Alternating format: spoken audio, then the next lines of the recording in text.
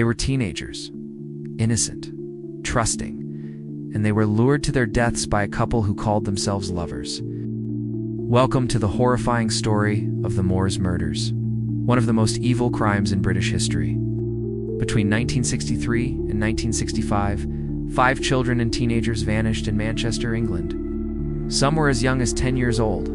Ian Brady, a man obsessed with evil control, and Myra Hindley, his girlfriend, who helped him lure, torture, and bury the victims on the desolate Saddleworth Moor.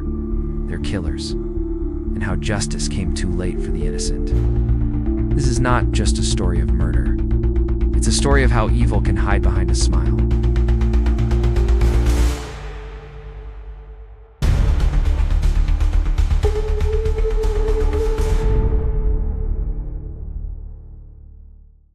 Ian Brady was born in 1938 in Glasgow, Scotland. From a young age, he showed signs of cruelty, torturing animals, lying, and manipulating others.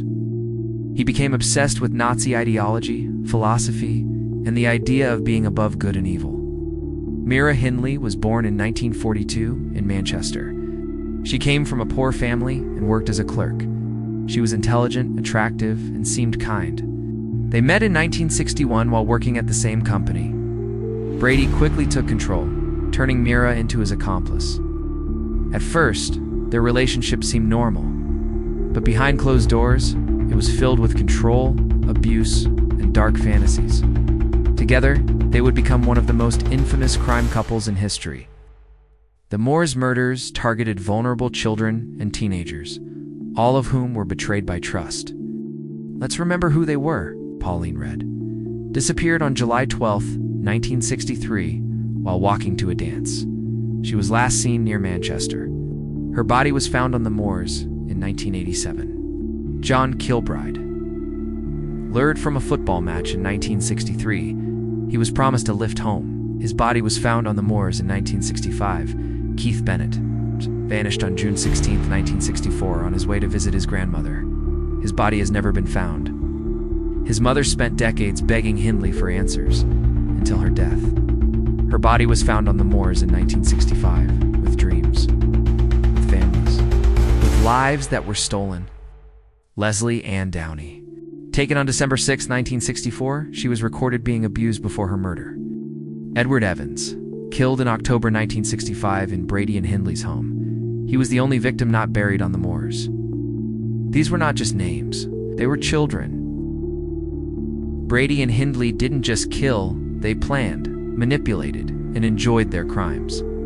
They would approach victims with fake kindness, offering lifts, jobs, or help. Once alone, they would take them to remote areas on the moors. There, the torture began. Brady recorded some of the abuse. He kept photos. He treated the murders like a twisted game. The victims were strangled or suffocated. Their bodies were wrapped and buried in shallow graves on the moors, hidden under rocks and peat. Hindley drove the victims to the moors, and she smiled for photos beside gravesites, wearing a red coat that would become iconic in true crime history. The case broke open in October 1965 when police arrested Brady and Hindley for the murder of Edward Evans. During a search of their home, detectives found a tape recording, the sounds of a young girl crying and being abused. It was Leslie Ann Downey. The recording shocked the nation. Under questioning, Hindley eventually confessed. In 1965, she led police to the bodies of Pauline, John, and Leslie buried on the moors. Brady and Hindley were both sentenced to life in prison in 1966. Despite decades of pressure, neither ever revealed where Keith Bennett was buried, and his body remains missing to this day. Even after their deaths, the questions remain. Was Myra Hindley a victim or a killer? Some believe she was brainwashed by Brady. Others say she was equally guilty, even taking photos at burial sites with pride. Why won't Keith Bennett be found? Hindley gave conflicting clues before her death. Some believe she never revealed the truth, even on her deathbed. Did they kill others? Brady claimed responsibility for more murders, but was never charged. The Moors murders changed how the UK viewed serial killers, child safety, and the psychology of evil. The Moors murders remain one of the darkest chapters in British criminal history. Was Myra Hindley a victim of manipulation willing killer? And will Keith Bennett ever be found? Maybe you've heard this story before, or maybe this is your first time learning about it. Either way, I'd love to hear your thoughts. Drop your theories in the comments below. Was Myra guilty, or was she controlled by Brady? If you enjoyed this deep dive into one of the most haunting true crime cases in history, hit that like button, subscribe to the channel, turn on the bell so you never miss another episode. Next week, we'll be diving into another chilling mystery, the disappearance of Malaysia Airlines flight, MH370. So stay tuned, stay curious, and keep solving crimes with us. Until next time, goodbye and good night.